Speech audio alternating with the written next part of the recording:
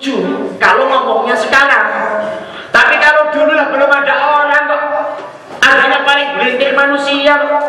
Maka ketika Qabil mati dibunuh, kembali ya, ketika Habil mati dibunuh oleh Qabil, Nabi Adam ngomong, Nyai Siti Hawa, itu yang namanya Habil telah mati. Hawa tanya, Kanjeng Nabi Adam, emang yang namanya mati itu apa? Wahwa yasirus sakso, mati itu menyebabkan manusia layak bulu, walaya yasrobu, walaya maudu, walaya jma'u, wala yakbalu, wala apalagi segala macam lah, wala yajlisu, wala yanamu, wala semuanya lah, semua yang namanya mati itu ya orangnya udah nggak bisa makan, nggak bisa minum, nggak bisa duduk, nggak bisa jalan-jalan, segala macam itu.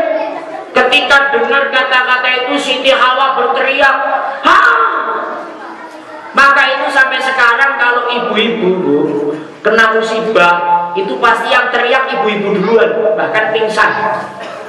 Karena memang ibu Siti Hawa dulu begitu. Tapi kalau laki-laki Tegal, anaknya meninggal paling cuma diam, walaupun dadanya gondok. Ada musibah paling diam, nggak teriak, nggak nangis. Tapi kalau ibu-ibu langsung, anaknya mati, anak saya mati. Gitu. Aduh, ini bagaimana lagi nih? Karena itu dari dulunya begitu. Kita ini roh yang namanya mati nggak bisa ngapa-ngapain.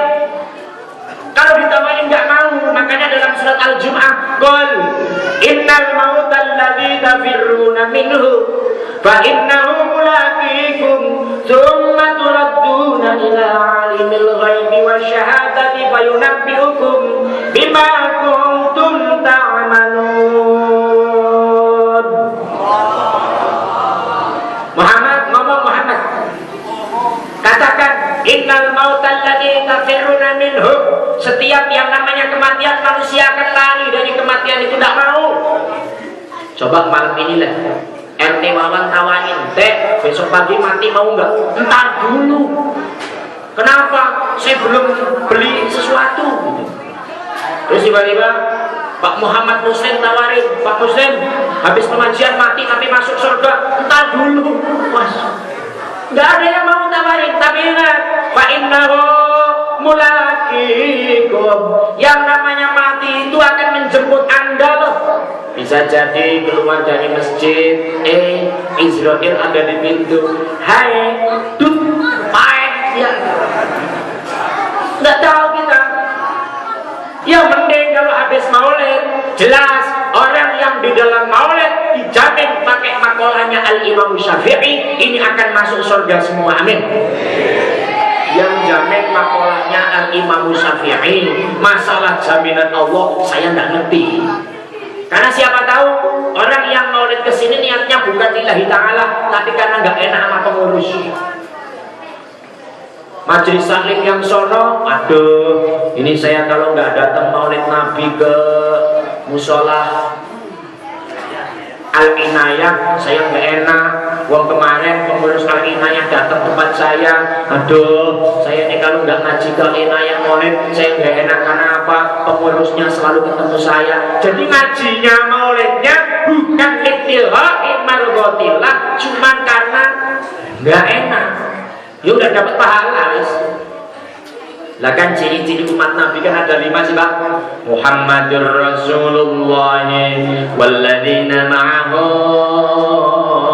asyidda'u 'alal kuffar ruhama'u bainahum tarahum ruk'an sujada yabtaghuna fadlan minallahi wa ridwana simahum fi wujuhihim min atharis sujud.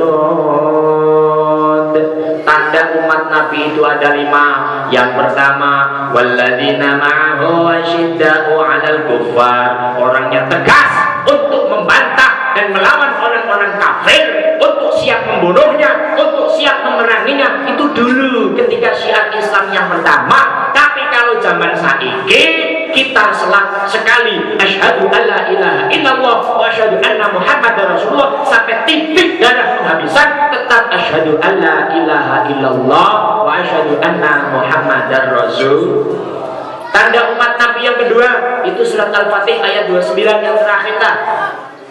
Ruhama bainahum, saling sayang menyayangi, saling kasih mengasihi, saling membantu. Yang kaya bantu yang miskin, yang kaya bantu fakir miskin, yatim piatu. Saling sayang menyayangi apa? Kalau memang ada pengajian yang keluar biaya, kasihan. Kalau pada ngaji mulutnya haus, nggak ada air kan kasihan, maka hadapan gue kan gitu.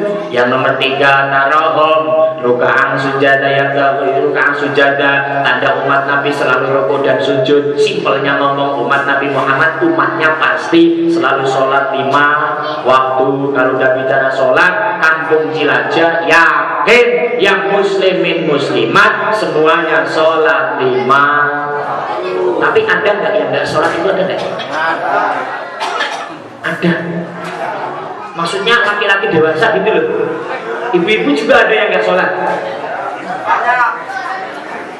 Ini bener. Hei, maksudnya kalau memang bener cocok sama yang di Jakarta.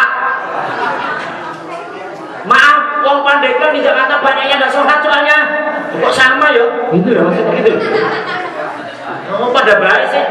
Lah kalau buka kitab Mukasyafatul Qulub Al-Imam Ghazali, wa qala Al-Imam Tabrani, la sahma fil Islam liman la sholatalah. Tidak dinyatakan orang itu beragama Islam kalau orang itu tidak sholat. Walaupun KTP-nya Islam, tapi kalau nggak sholat itu namanya kafir. Hadis riwayat Muslim, bainar rajuli wal kufri tarkus sholat. Perbedaan antara orang Islam dan orang kafir sholat. Kalau sholat yuk Islam, kalau tidak sholat namanya kafir. Jadi kalau ibu punya suami tidak sholat namanya suami kafir. Punya suami kafir? Punya. Astagfirullahaladzim. Dan tanda umat Nabi yang nomor 3 sholat. Makanya kalau memang ini ngaku maulid Nabi, ayo yang memang pada belum sholat, saudaranya diajak sholat. Yang nomor 4, yabtahuna fadlan minallahi wa ridwana. Kalau melakukan ibadah niatnya karena Gusti. Ya makanya niatnya jangan karena nggak enak sama pengurus, tapi memang karena lillahi. Yang nomor 5, simahum fi wujuhihim min asari sujud. Ada bekas-bekas sujud, mukanya bercahaya kena air wudhu. Ini kan semuanya bercahaya karena selalu ambil air wudhu. Tapi di Jakarta ayat ini direpresentasikan berbeda, ditafsiri berbeda. Yang namanya bekas sujud, jidatnya ditaruh hitam-hitam. Makanya di Jakarta itu banyak yang jidatnya kayak jempol gitu loh, Bang. Itu kayaknya kalau lagi sujud temennya suruh nginjek kepalanya gitu. Benar itu. Banyak kan di Jakarta itu. Memang dalam tafsir kitab Al-Qurtubi saya buka ya. Karena laptop saya itu tafsirnya penuh. Tafsir Al-Qurtubi mentafsiri simahun fi wujuhihim min asri sujud itu supaya nuqtatun fil jabhah. Dikasih titik di sini hitam. Biar sok ahli ibadah gitu maksudnya. Biar sok ahli sujud. Saya cuma katanya Abu Yadir di Al-Baghdullah selama di pondok pesantren pelosok Kediri Jawa Timur, saya tiap malam sholat 200 rakaat. Beliau ceramah begitu, tapi kata kiai saya karena saya belum ketemu, saya tiap malam sholat minimal 200 rakaat.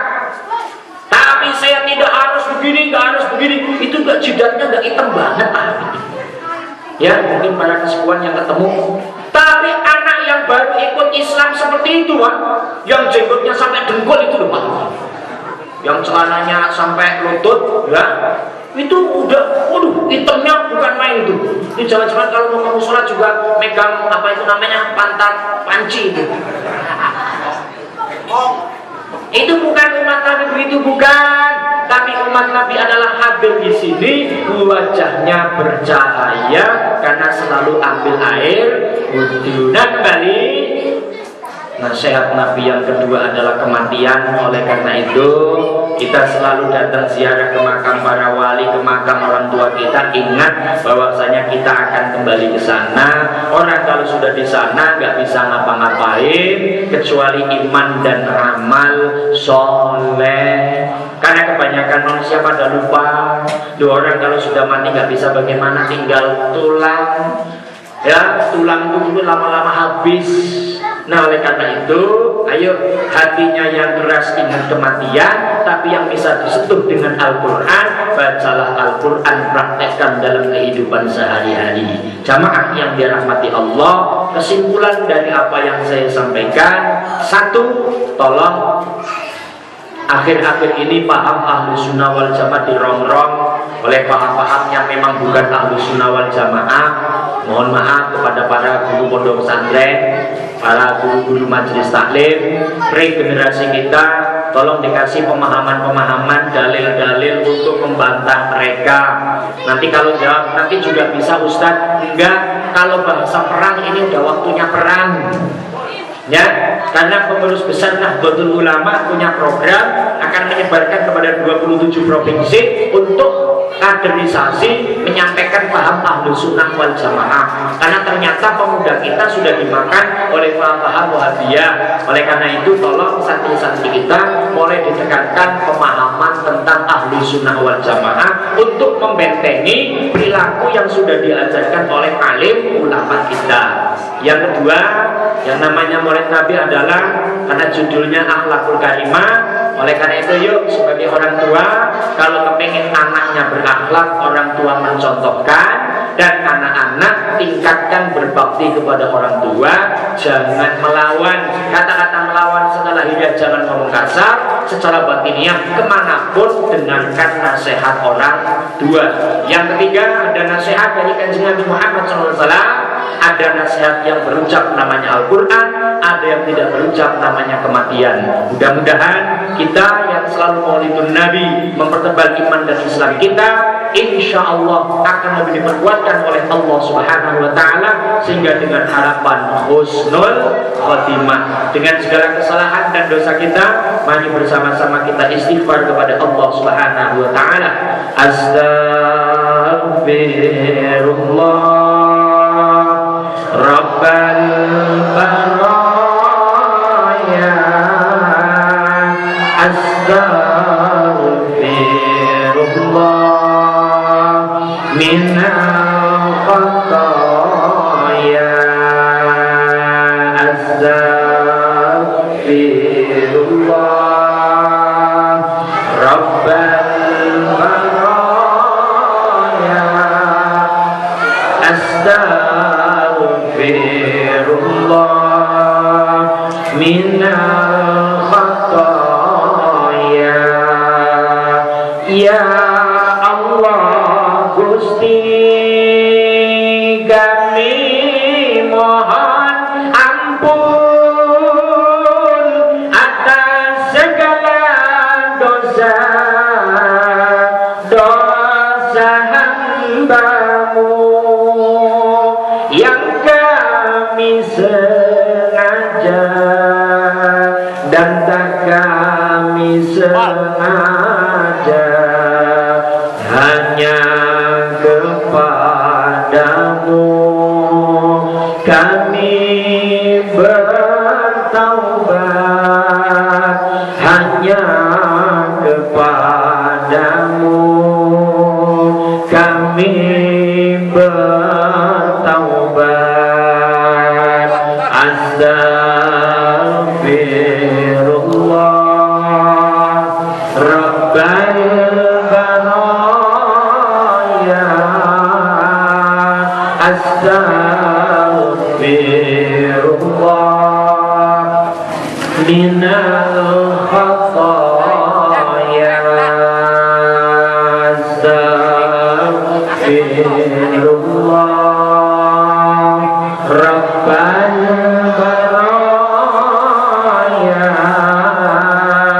astaghfirullah minal khataya.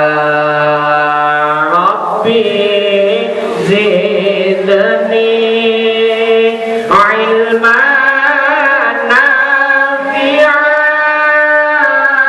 wa wafiqni amalan salihan. Rabbi zidni ilman nafi'an wa wafiqni amalan salihan wa wafiqni amalan salihan.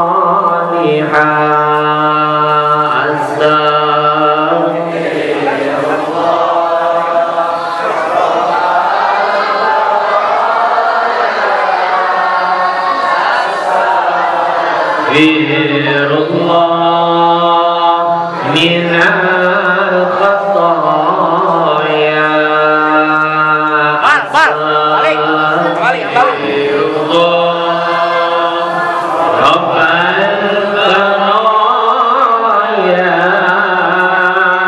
Astaghfirullah minal khataaya. Allahumma shalli wa sallim wa barik alaihi wa ala alihi. Akhirnya mudah-mudahan kita mendapat ridho dan rahmat dari Allah Subhanahu wa taala. Banyak tutur kata yang kurang pas kami mohon maaf. Wallahul muwaffiq ila aqwamit thariq. Assalamualaikum warahmatullahi wabarakatuh.